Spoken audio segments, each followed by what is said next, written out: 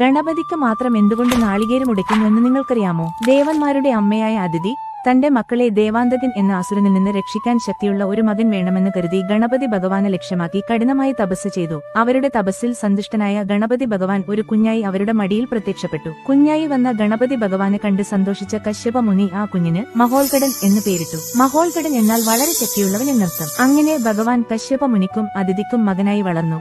ഇത് അറിഞ്ഞ കാശിരാജൻ എന്ന രാജാവ് കശ്യപരുടെ ആശ്രമത്തിൽ വന്ന് ഗണപതിയെ തന്റെ കൊട്ടാരത്തിലേക്ക് ക്ഷണിച്ചു. ഗണപതി ഭഗവാനും അദ്ദേഹത്തിന് മര്യാദ കൊടുത്ത് കൊട്ടാരത്തിലേക്ക് പുറപ്പെട്ടു. ഇത് അറിഞ്ഞ ദേവാന്തകൻ എന്ന അസുരൻ കൊട്ടാരവാതിൽക്കൽ വളരെ വലിയ പാറയായി രൂപം മാറി നിന്നു. ആർക്കും ആ പാറ അനക്കാൻ പോലും കഴിഞ്ഞില്ല.